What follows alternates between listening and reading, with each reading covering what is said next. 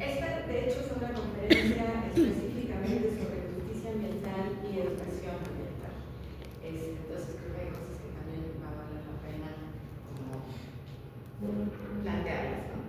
Primero, bueno, la crisis ambiental, ya sabemos, ¿no? Desde la perspectiva de la termodinámica, cómo fue recuperada o empezó a ser recuperada por la economía ecológica, como en los años 70, Georges Rueger ya hablaba, ¿no? De cómo la economía industrial es un sistema entrópico por sí mismo, y como nada de lo que genera esta forma de producción realmente puede ser integrado a la naturaleza. Entonces es como una continua dispersión de energía, que es una característica intrínseca.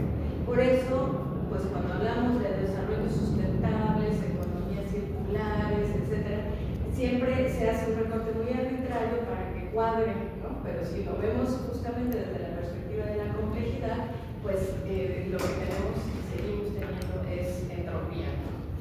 Bueno, ya hablamos, ya vieron ustedes metabolismo social también. Aquí nada más algunos datos, ¿no? Que son muy impactantes. Como desde los años 70 al 2016 se cuadruplicó la extracción de materiales, ¿no? En general, en términos globales. Y ahora, pues, por supuesto, ya si actualizáramos los datos sería mucho más alto esto, ¿no? Entonces, bueno, según las predicciones que se hacen en el 2016 por el Panel Internacional de Recursos y el Programa Ambiental de Naciones Unidas, decía que para el año 2050 el planeta, o sea, a este ritmo de crecimiento, necesitaría 180.000 millones de toneladas de materiales al año, ¿no? O sea, el doble de las que se extraían ya en 2016. Esto, pues, aquí lo vemos así también en términos ya por tipo de materiales, ¿no? Y vemos cómo han crecido, curiosamente, ¿no? Uno pensaría que lo que más ha crecido son los combustibles fósiles, sí han crecido, pero no al mismo ritmo, por ejemplo, que los minerales. Y no tanto los minerales metálicos como los minerales no metálicos. ¿Eso de qué nos habla? ¿Para qué se usa? ¿Cuáles son los minerales no metálicos?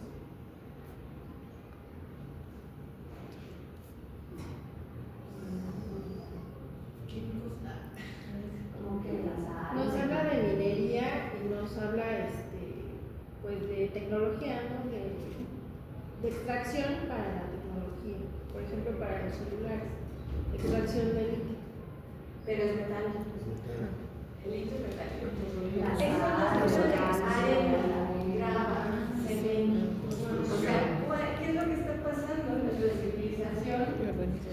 La urbanización. O sea, los procesos de urbanización, los cambios en los patrones de habitación, de la forma en la que habitamos, literalmente, es uno de los principales factores de extracción de materiales. Por supuesto están todos los demás, ¿no? Los combustibles fósiles, la biomasa, ¿no? Ahora también en forma todo lo que tiene que ver con el agronegocio, etcétera, se considera biomasa. Pero bueno, ahí vemos cómo va creciendo. Y podemos decir, bueno, es que también somos muchos, ¿no? Ya estamos a los 8.000 millones de criaturas humanas. Pues sí, pero no. Cuando comparamos el crecimiento de la población humana, es este, ¿no? Pasamos de 1970 éramos 1.700 millones, hasta el 2017 ya nos andamos acercando a los 8.000 millones. Sin embargo, la extracción de materiales no creció en la misma proporción. Teníamos 7.3 toneladas per cápita en 1970 y para el 2017 11.9 toneladas per cápita, ¿no? O sea, no es que somos muchos, no es que estamos resolviendo todas las necesidades esenciales de la humanidad, ¿no? Es que el consumo superfluo de materiales está desbordado, ¿no? Absolutamente desbordado. Y bueno, eso pues lleva a muchas desigualdades. Ahí nos hablan de más alto. Bueno, las imágenes que ya sabemos, ¿no? De la extracción extracción y de cómo va dejando una huella en los territorios todo este tipo de actividades. Bueno, esto ha llevado a, desde la perspectiva de la ecología política, de la economía ecológica, pues a generar varias categorías, ¿no? Y varios conceptos para tratar de entender los procesos y los fenómenos que están ocurriendo en los territorios con todo esto. Una de ellas es la de zonas de sacrificio.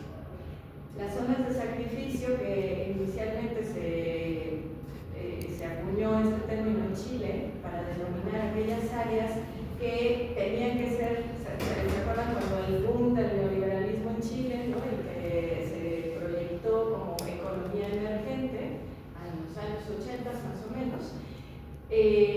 Lo que se diseñó una estrategia de política económica que geolocalizó espacios, territorios donde se iba a intensificar la minería, por ejemplo, la extracción, ¿no?, de ciertos minerales, el cobre, etcétera, etcétera, pues para potenciar la economía del país y posicionarlo a escala global, ¿no?, como una de estas economías emergentes. Pero esto no solamente tiene que ver con la extracción, también tiene que ver con el desperdicio, o sea, con la disposición de residuos. Lo vimos, ustedes no ven. Bueno, una de las salidas de campo del Congreso fue justamente a las zonas de sacrificio de Hidalgo, ¿no? O sea, todo el inicio del canal de Túnez de Sol Oriente, los nuevos tiraderos que pretenden poner ahí, o sea, cómo realmente se ha diseñado una geografía de las zonas que van a ser sacrificadas en aras de esta dinámica de la expansión del capital, ¿no? Esto, obviamente, genera conflictos, y cada vez más conflictos, ¿no? Te preguntabas, es que cada vez hay más conflictos. Sí, cada vez se documentan más, pero también cada vez hay más. Y tiene que ver con estas dinámicas, ¿no? Justamente esto es lo que está pasando en el mundo. Sí. O que incluso, bueno, que ahorita que retoman la participación en mismo, que también se me quedó la idea y no lo dije, o también nadie lo conoce, no está documentado. Por ejemplo, apenas yo supe del panteón nuclear que está muy cerquita de Hidalgo, que está en el estado de México, está muy cerca de nosotros incluso, y no lo conocemos, ¿no? Entonces, yo no lo conocía, hace meses lo conocí.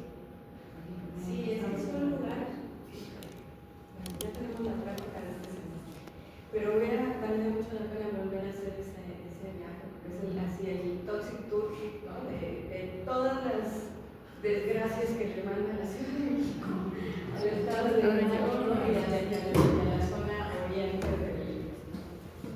del sí, está eso, está también la extracción de agua al lado del aeropuerto Felipe Ángeles, que también es una bronca. Hay un corredor de túnel de pozos para la extracción de agua, entonces se están dejando sin agua a las poblaciones locales para traer a la Ciudad de México, y bueno, de paso también abastecer al aeropuerto. Y no sé si saben, pero el aeropuerto, como todos los megaproyectos, no es solo un aeropuerto, como el tren no es solo un tren, sino que está asociado a la intención de generar todo un polo de desarrollo industrial. Está pensado el aeropuerto principalmente como un aeropuerto de carga. Lo que pasa es que no ha sido funcional todavía para eso, por las vías de comunicación y demás, pero justamente con esta idea del nearshoring, que estaban viendo ahí el videíto del capitalismo consciente, la idea es, pues, haz la industria con tu polo de desarrollo industrial al lado del aeropuerto, y ahí mismo empacas y mandas las cosas, ¿no? Entonces todo eso es parte del proyecto, y para eso ya están extrayendo cantidades de agua impresionantes. Bueno, entonces en 2010 surgió esta idea.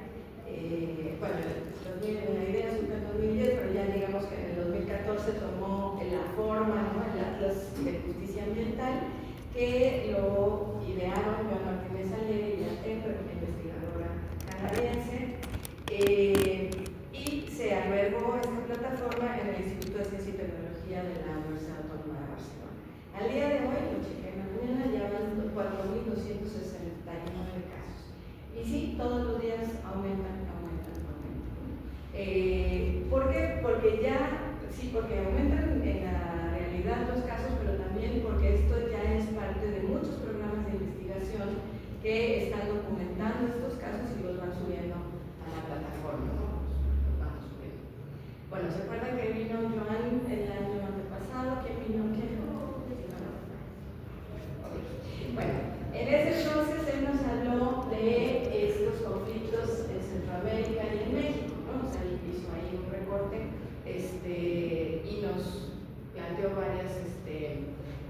escenarios a propósito de su último libro, que por cierto le llamó Tierra, Aire, Agua y Libertad, ¿no? Como una especie también de reconocimiento a la lucha zapatista y a la lucha bolchevique, ¿no? Que es en realidad de donde surge el término Tierra y Libertad. Bueno, la idea del Atlas es sustentar empíricamente que existe un movimiento global por la justicia ambiental. No es un movimiento que esté articulado, mucho menos que tenga un partido o una cabeza, ¿no? O un buró, como le quieran llamar, sino más bien es justamente una expresión de todo el descontento creciente que hay en el mundo entero por estas injusticias ambientales, ¿no? Es decir, porque las poblaciones no solamente existe una desigualdad en el reparto de los bienes que genera el sistema económico hegemónico, sino también hay una desigualdad en el reparto de los males, ¿no? O sea, en cómo afectan estas problemáticas pues, a las comunidades más vulnerables, a las más desprotegidas, etc. Esto también nos va marcando un patrón, ¿no? De racialización, feminización, etcétera, de la injusticia ambiental. Entonces, eso provoca todas estas movilizaciones y todos estos descontentos. Y lo que Joan dice es más parecido a los movimientos estudiantiles de los años 60, por ejemplo. O sea, no es que fuera algo que estuviera articulado, sino que empiezan a surgir estos brotes de descontento en todas partes simultáneamente porque tienen que ver con un momento de desarrollo del capitalismo, ¿no? Un momento del autoritarismo, etcétera, etcétera. Bueno, pues ahora está pasando lo mismo, ¿no? Este desarrollo hegemónico del capitalismo está dando lugar a esta emergencia de los movimientos por la justicia ambiental. Bueno, ya leyeron el ecologismo de los pobres. Sí, eso es lo que pensaba. En la mitad, en los capítulos. No, el pasado. El pasado lo discutimos. Es importante que lo revisen, porque el planteamiento que hace ahí es, si bien desde los años 60 empiezan a surgir las inquietudes por los problemas ambientales, también hay de ambientalismos a ambientalismo, ¿no? Digamos, hay efectivamente un ambientalismo, digamos, muy en sintonía con el propio modelo hegemónico, que es el que se preocupa por las especies carismáticas, ¿no? El pobrecito del instinto, vamos a sacarnos tanto, etcétera, ¿no? Y que dejan una mirada muy reducida de la problemática, igual que están surgiendo todos estos emprendimientos del llamado capitalismo verde, ¿no? O sea, como la preocupación por el medio ambiente pues, se ha convertido en nuevos nichos de mercado y en nuevas situaciones de despojo, de dominación, etc. Entonces, él se refiere al ecologismo de los pobres, o ya no dice de los pobres, dice popular, indígenas, precisamente porque ya le reclamaron, no somos pobres, el feminismo también, ¿no? Asociado a la preocupación por los problemas ambientales, pero como estas movilizaciones que son generadoras de procesos y de proyectos, incluidas los conocimientos. Entonces, digamos que de aquí parten Mariana y Marta para decir los conflictos también dan lugar a la generación de nuevos saberes y de nuevos conocimientos. Ahí hay fotos de muchas expresiones de estas luchas por la justicia ambiental. Por supuesto ha tenido costos, ¿no? Altísimos. Hoy, bueno, estos son datos del 2019, pero hoy México ya está en el segundo lugar. Fue en el 2023, después Colombia, Brasil, etc. Pero bueno, ahí va, ¿no? Entre Colombia, Filipinas y México se disputan el primer lugar en asesinatos anuales de defensores ambientales de acuerdo con Global Witness. Bueno, entonces, este es un análisis de los casos de México, que ahorita ya son más de 200. Y bueno, un poco para ubicar a México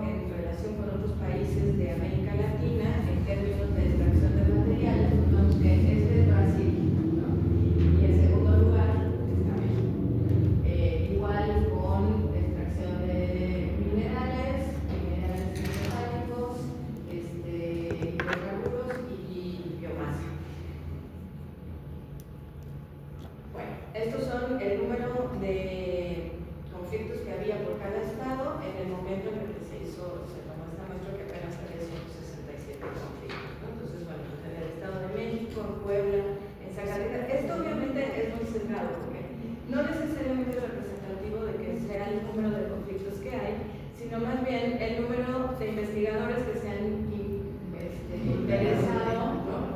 por estudiarlos y ponerlos en el atlas.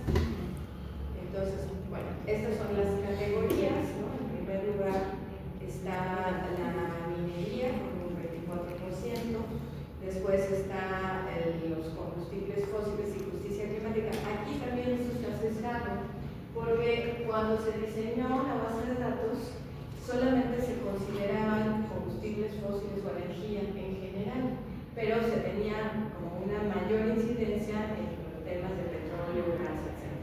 En el caso de México, por lo menos la mitad de esos no son por petróleo, porque lo que pasa en México no es que no haya problemas con el petróleo, hay muchísimos, ¿no? O sea, derrames a cada rato, accidentes a cada rato, explosiones a cada rato, pero el petróleo en México es como, yo creo que después de la Virgen de Guadalupe, lo más importante de la identidad nacional, y entonces realmente no genera, además de que Pemex tiene toda una estructura y una estrategia de contención de la conflictividad pagando indemnizaciones. Entonces, lo que realmente está representado ahí son los conflictos por las llamadas energías renovables, ¿no? O sea, realmente la conflictividad en esa área, lo que escaló fueron el istmo de Tehuantepec, los parques eólicos, las fotovoltaicas, etcétera, etcétera, ¿no? Y las presas están en agua, que también es otro de los conflictos crecientes, ¿no? En el caso de México. Y aquí, otro también muy importante, pues el desarrollo inmobiliario y la infraestructura en general, carreteras y demás. Bueno, aquí está como por zonas, más o menos, pero lo que les quiero, bueno, y ahí si se regionaliza, pues se encuentran que son patrones diferentes, ¿no?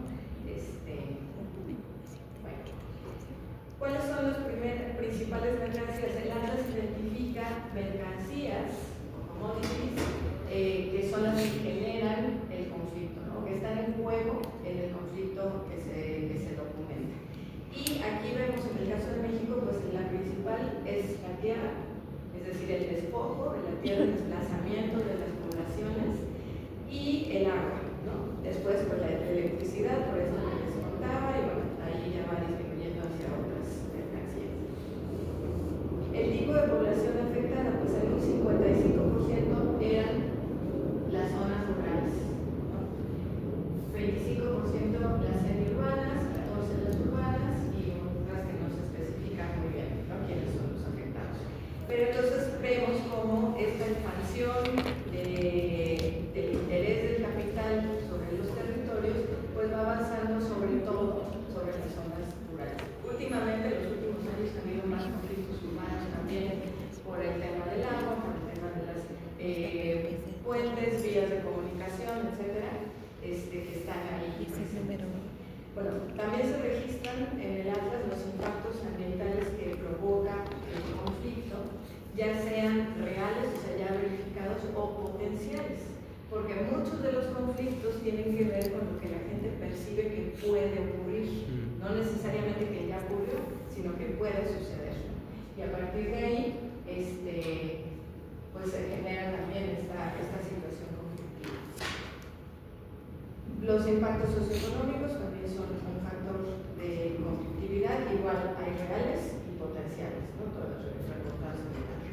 Impactos a la salud también están ahí. Y bueno, lo que les quería mostrar es quiénes se movilizan, ¿no? Y hay una clasificación como de actores sociales que participan en las movilizaciones. Entonces, en el caso de México, la mayoría son vecinos o comunidades, ¿no? Es decir, que están en el territorio que ya fue o va a ser afectado por un determinado proyecto. Están las organizaciones de la sociedad civil o ONGs, los grupos indígenas o tradicionales, campesinos, movimientos sociales, y aquí, si se fijan, están científicos locales y profesionales. O sea, ahí ya vemos cómo empieza a haber esta intersección, ¿no? Entre las comunidades locales y académicos que participan o proporcionan información o se vinculan con los movimientos, ¿no? Y esto en México, en el caso de México y en América Latina en general, ha ido creciendo en los últimos años. Bueno, ¿cómo se movilizan? Eso también tiene que ver con quiénes se movilizan, ¿no? O sea, está desde las cartas, peticiones, etcétera, etcétera, que también tienen que ver con la creación de redes. Cada vez que vemos una carta de recolección de firmas en change.org o en formato de etcétera, son estas formas de presión que es a través de visibilizar el descontento que puede generar una situación, ¿no? Y no necesariamente son las personas locales, ahí se expande la red, ¿no? O sea, ya se informa todo el mundo de lo que está pasando con la termoeléctrica de Huesca, y entonces todo el mundo, ¿no?, firma o participa de alguna manera, etcétera, y eso va generando como una red más amplia. Esto es muy interesante porque esto empezó, digamos, cronológicamente con el zapatismo. El zapatismo fue el movimiento que empezó a generar estas redes, incluso a nivel internacional, en los años 90, antes de que existieran los recursos digitales que tenemos ahora. Pero siempre ha sido una estrategia la conformación de redes.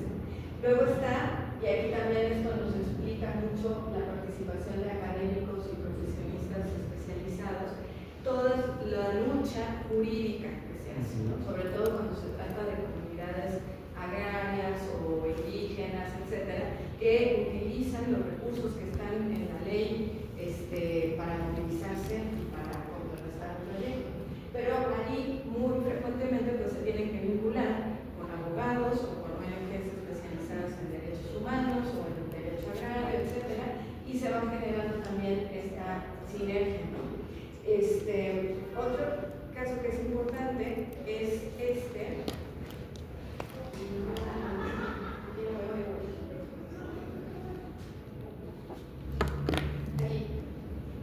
la creación de conocimientos alternativos. Es algo que se registra también en el Atlas y que vemos que tiene un lugar muy importante al menos en México, pero en otros lugares del mundo también, en estas formas de resistencia. Es decir, cómo se allegan, sobre todo porque muchas comunidades parten de la base de que cuando viene una empresa y acompañada del presidente municipal y el diputado y no sé qué a decirte que un proyecto es maravilloso, seguramente te están mintiendo, ¿no?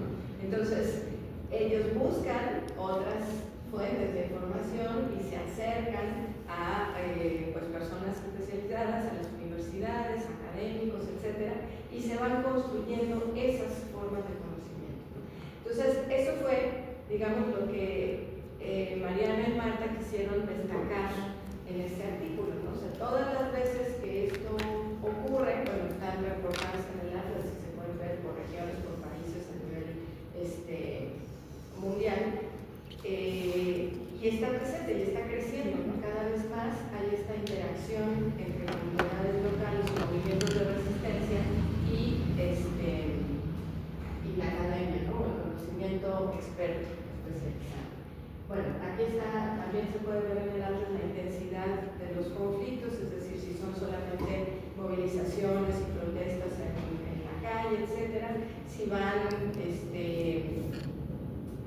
subiendo la intensidad o incluso si llega a haber violencia, arrestos, asesinatos, etcétera, ¿no? Que esto también en América Latina cada vez es más en todos los conflictos ambientales.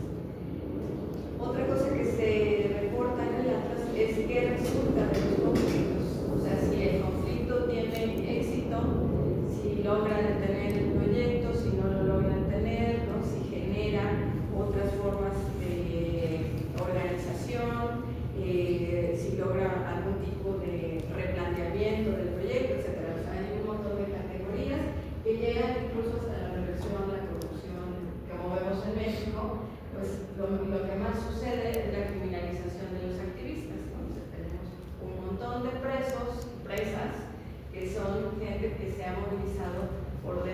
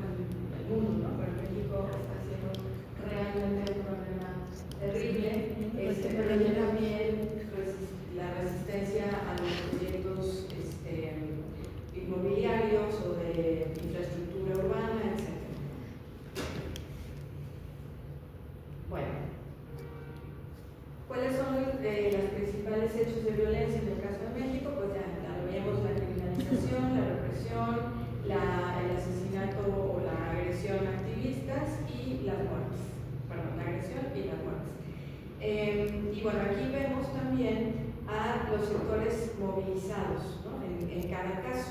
En el caso de criminalización, pues suelen ser grupos indígenas,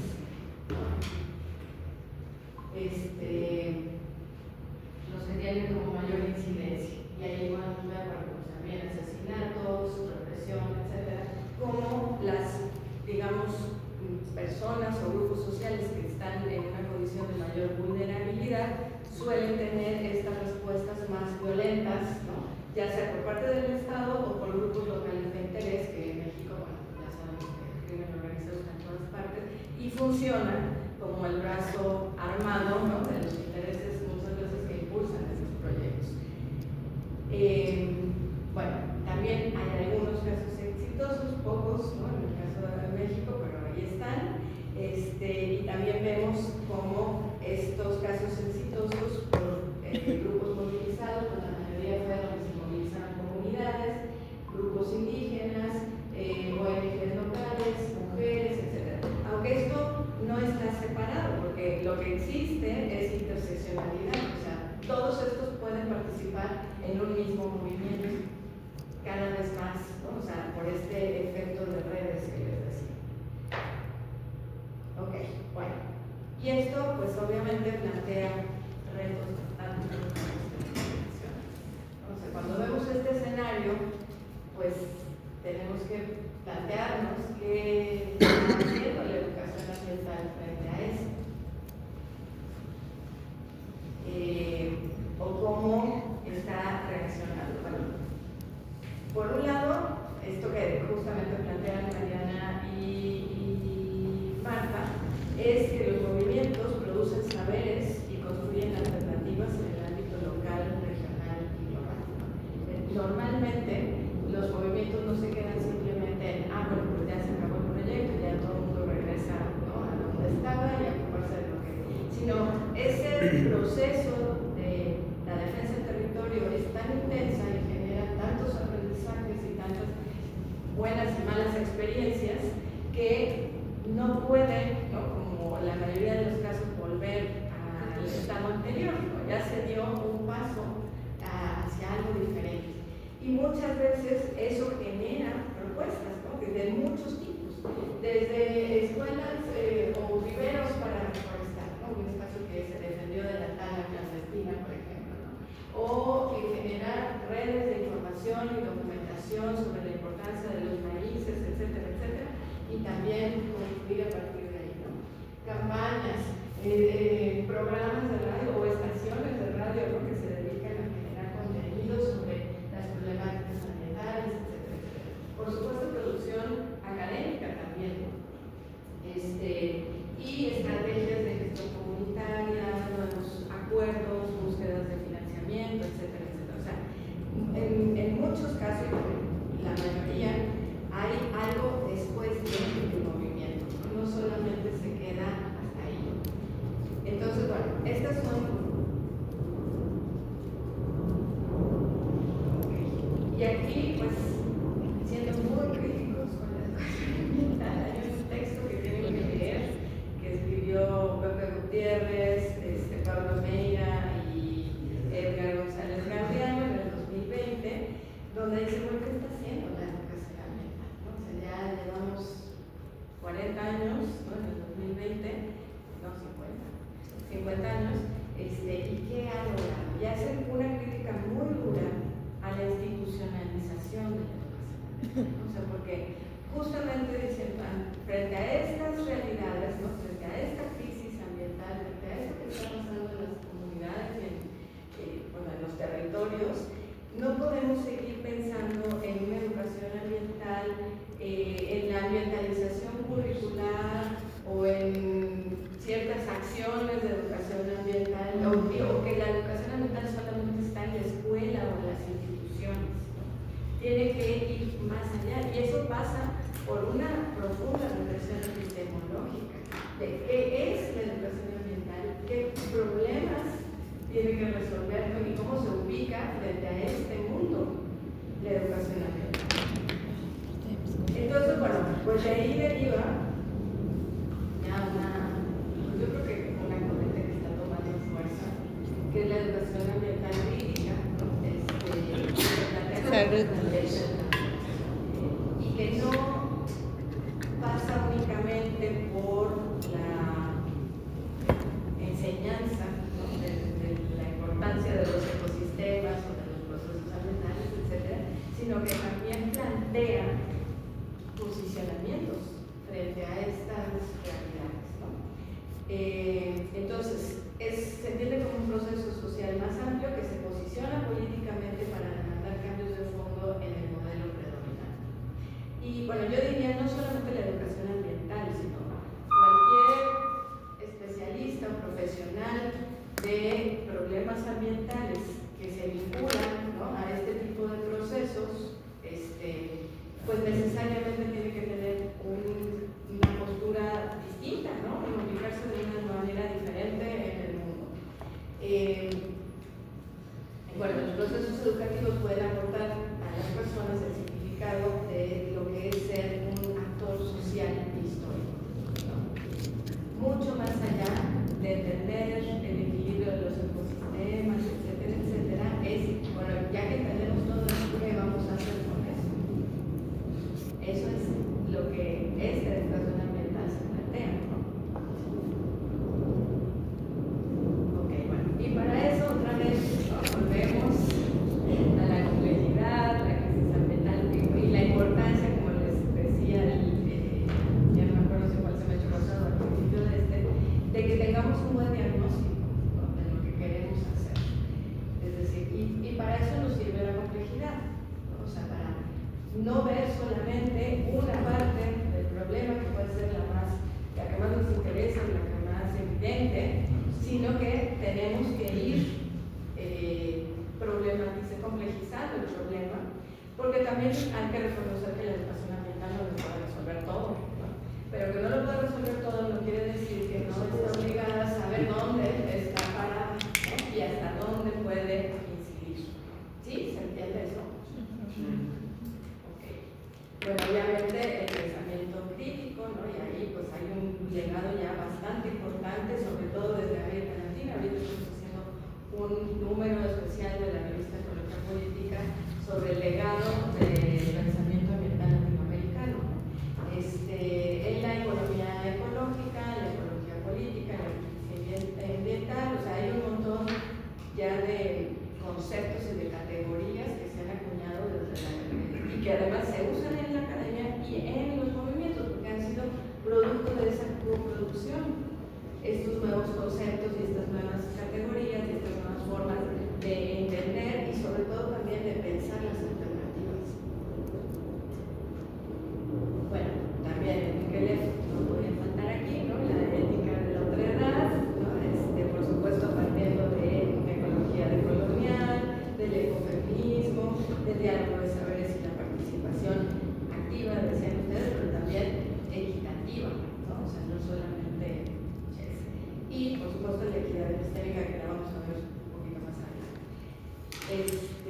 Y bueno, basándonos en la pedagogía de la liberación, o sea, esta idea de que no intervenimos pedagógicamente para que las cosas se queden igual, sino para que la gente sea capaz de imaginar futuros posibles y además de actuar, ¿no? en esa imaginación, lo que decía Miquelet en el capítulo que vimos la semana pasada, ¿sí fue la semana pasada? Ya no me acuerdo. ¿No? O sea, a partir de poder imaginar otros escenarios que los que nos plantea el sistema hegemónico y además reconociendo que el conflicto también tiene una productividad, ¿no? Es decir, que no es solamente la desgracia, ¿no? Sino que todo, al movilizarse la gente, al organizarse, al buscar soluciones, va generando también una producción de muchas cosas, ¿no? De significados, de símbolos, de palabras, ¿no? de otras formas de relación, etc. Y por supuesto, esta es una educación ambiental que tiene que ser transdisciplinaria, trascender el ámbito académico, institucional, totalmente, ¿no? O por lo menos ir aspirando a que eso sea así, ¿no? A vincular los procesos educativos con los actores y las búsquedas de la defensa ambiental y territorial. Y